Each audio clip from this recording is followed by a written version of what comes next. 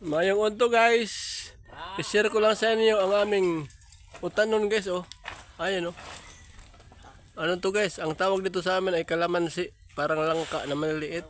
Yung kahawig ng marang. Yan oh. Masarap to guys pagata. Ayan guys oh. I-zoom ko guys. Yan oh. Oh.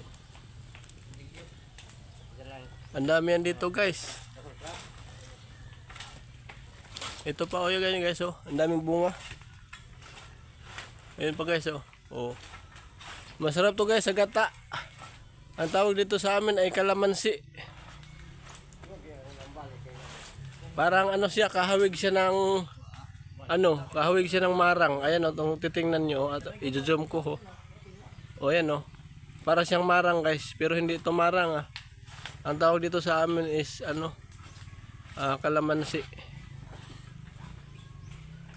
Pero masarap to guys sa yung lauoy at saka yung gata. Masarap. Ito pa guys oh, ang daming bunga guys oh.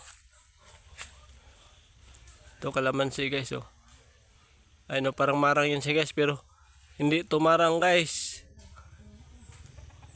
Utanon to siya guys, vegetable, gulayin. Ayan oh. Marami siyang bunga guys. Ayun pa guys oh. Oh. Ayun oh, season to niya ngayon guys eh. Ayun oh, ang dami. Masarap to sa lauoy guys. Lauoy at saka gata. Tapos lagyan mo ng sa gulanin mo o na eh. Ang tawag dito, yung dilis. Sarap yan guys. Pag dilis guys, ilagay mo dito guys. Gata tapos dilis. Wow. Sarap.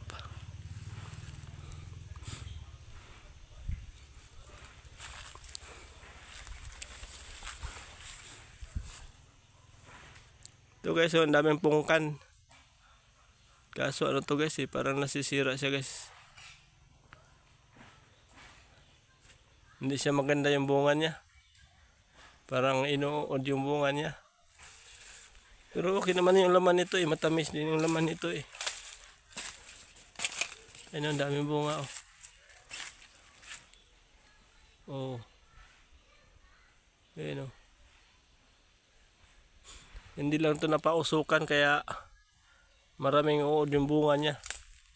Inaatake ng uod. Yun lang ang ma-share ko guys. Bye bye.